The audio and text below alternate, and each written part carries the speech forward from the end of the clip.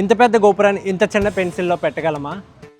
Meet mister Narasimhachari గారు. ఈయన last 15 ఇయర్గా pencil carving చేస్తున్నారు. ప్రస్తుతం నర్సంపేటలో ఉంటుంది. మా సొంత ఊరు అయితే ఏటుకొప్పాక. నేను ఆర్టిస్ట్ని. 200 పైగా ఆర్ట్లను తయారు చేశాను.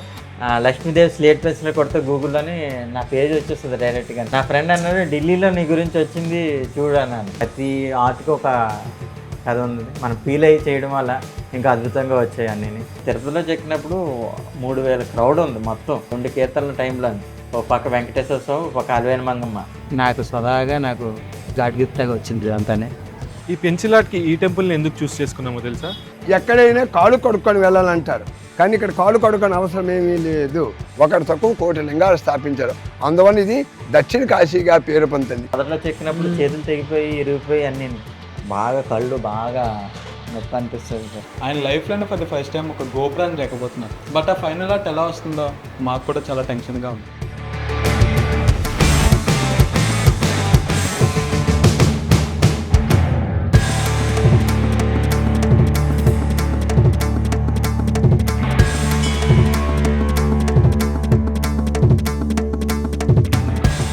ఇది జస్ట్ మనకి నార్మల్ పెన్సిల్, కానీ ఈయన చేతిలో పడితే ఒక మాస్టర్ పీస్. ఇప్పుడు ఇంత పెద్ద గోపురాన్ని ఈ చిన్న పెన్సిల్ మీద చెక్కబోతున్నారు. ఆయన పెన్సిల్ ఆర్ట్ ఎలా స్టార్ట్ చేశారని చెప్పిన జర్నీ నాకు చాలా ఇన్స్పైరింగ్ అనిపించింది. ఆర్టిస్టులు అంటే బాగా ఇష్టం. వాళ్ళ దగ్గరికి వెళ్ళి కలవడం, మాట్లాడడం ఇవన్నీ చేయడం వల్ల వాళ్ళు చెప్పిన మాట ఏంటంటే, నువ్వు ఏదైనా నీ చేతిలో మామూలు ఆర్ట్ వచ్చు, ఇంకేదైనా కొత్తగా ట్రై చేయి, కొత్తగా చూపించి ప్రపంచానికి అన్నప్పుడు నేను ఈ ఆర్ట్ ఎంచుకున్నాను. పెన్సిల్ మీద చెక్కితే ఎలా ఉంటుంది. ఒకసారి నాకు టైఫాయిడ్ జ్వరం వచ్చింది. 10 రోజులు రెస్ట్ తీసుకున్నాను. ఈ ఖాళీ టైంలో ఏం చేద్దామని చెప్పేసి ప్రయత్నించాను. ఆ ప్రయత్నం సక్సెస్ అయింది. ఆ సక్సెస్ ఇలాగా ఇప్పటి వరకు ఇలా కంటిన్యూ అవుతూనే ఉన్నది. ఆగస్ట్ 15 వచ్చి గాంధీజీ బొమ్మ తయారు చేస్తాం, ఫ్లాగ్తో సహా. బాగా అందరూ మెచ్చుకున్నారు. అందరూ నర్సంపేటలో ప్రతి ఒక్కరు సపోర్ట్ చేశారు. తాతగారు కానీ మా నాన్నగారు కూడా ఆర్టిస్టులు అండి. అరిటాకుల మీద, దీని మీద, ఫ్లవర్స్ మీద మంచి మంచి అద్భుతమైన ఆర్ట్లు వేసేవారు. అబ్దుల్ కలాం గారు నైట్ చనిపోయారంటే నైట్ చెక్కడానికి నైట్ అంతా ఉండిపోయారు. రాధాకృష్ణులు అంటే అందరూ చాలా ప్రేమగా అద్భుతంగా ఊహించుకుంటారు. ఆ అద్భుతాన్ని మనం చూపించగలగాలి. అద్భుతాన్ని మనం చేయకపోతే ఎవరైనా మన అదేంటి అలా చేశారంటారు. నువ్వు భయంతో చేసిన ఆర్ట్ అయితే రాధాకృష్ణులు అంటే నేను ఫీల్ అయ్యి చెప్తున్నాను. నేను ఆ ఫ్లూటు అది నిజంగానే వాల్చి నీ సర్వస్వం నువ్వే కృష్ణ అన్నట్టు ఉంటుంది అందులో ఆర్ట్లో. ప్రతి ఫెస్టివల్కి కూడా ఏదో బొమ్మ చెప్తూ ఉన్నాను. మాకు శ్రీకాకుళం అందరూ కొలిచే సూర్యనారాయణమూర్తి జిల్లాలోనే ప్రతి ఒక్కరు కూడా డివోషనల్గా ఉంటారు. ఈ స్వామివారి పట్ల అందరూ అంకిత భావంతో ఉంటారు. అలాంటి స్వామి నిజరూప దర్శనం చెక్కాలని నేను అనుకున్నదే చెక్కాను. ప్రతి రసప్తమి రోజు మనకి ఇలా ఉంటుందంట.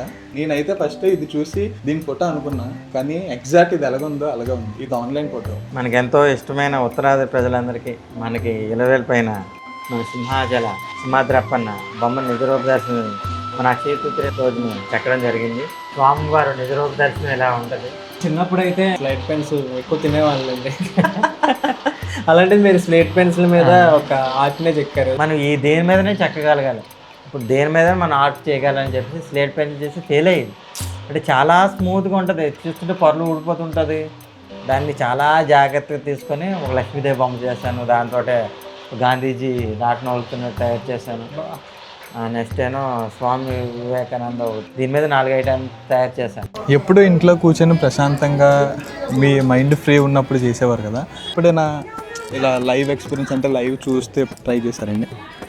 చేశానండి. తిరుపతిలోని లైవ్లోని వెంకటేశ్వర స్వామి బొమ్మ చెక్కమని చెప్పారు. లైవ్లో వెళ్ళి కూర్చోగానే 3,000 మంది క్రౌడ్ ఉన్నారు. పక్కన స్వామీజీ అప్పన్నాచార్యులు గారు ఉన్నారు. ఉండి మీరు ఏం చేస్తారంటే ఇలా వెంకటేశ్వర స్వామి బొమ్మ చేస్తారా, అయితే కొంచెం బే చేయండి అని అంటే సరే చేస్తాను. ఆయన చేతిలో పెన్సిల్ పెట్టి కరెక్ట్గా 2 కీర్తనలు అయ్యేలోపు పక్క వెంకటేశ్వర స్వామి, పక్క అలవేలు మంగమ్మ ఫోటో చెక్కేసి అప్పుడే స్వామివారికి.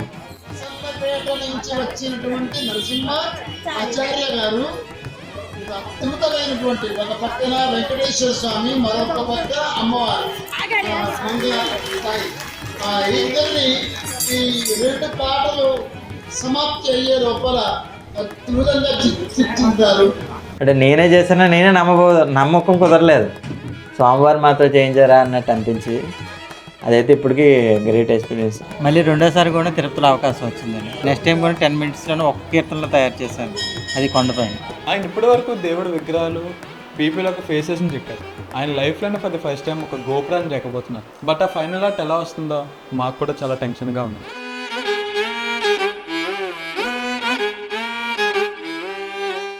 ఈ పెన్సిల్ ఆర్ట్కి ఈ టెంపుల్ని ఎందుకు చూస్ చేసుకున్నామో తెలుసా? ఈ టెంపుల్లో ఒక్కో ప్లేస్ ఒక్కో స్టోరీ చెప్తుంది. ఆ స్టోరీ ఏంటో తెలుసుకుందామా? ఎక్కడైనా కాళ్ళు కడుక్కొని వెళ్ళాలంటారు, కానీ ఇక్కడ కాళ్ళు కడుక్కొని అవసరం ఏమీ లేదు. ఇక్కడ పాదధూళితో వెళ్ళొచ్చు. కారణము చూసారా, పూర్వకాలంలోన ఇది సరస్సు. ఇక్కడ శ్రీ ముఖలింగేశ్వర స్వామి వారు స్వయంభూ అంటే తనంతలో తాను పుట్టారు, కానీ ఎవరు ప్రతిష్ఠించలేని దేవాలయం కాదు. వాళ్ళు ట్రైబల్స్. అదే రాజు వరలో కత్తీశాడు, చెట్టును ఛేదించేశాడు, ముఖ దర్శనిచ్చాడు. వంశధార నది ఒడ్డున స్వామివారు విప్ప చెట్టు మొదల్లో ముఖము దాల్చి ఉద్భవించాలని చెప్పగానే ముక్కోడి దేవతలు ఆశ్చర్యపోయారు.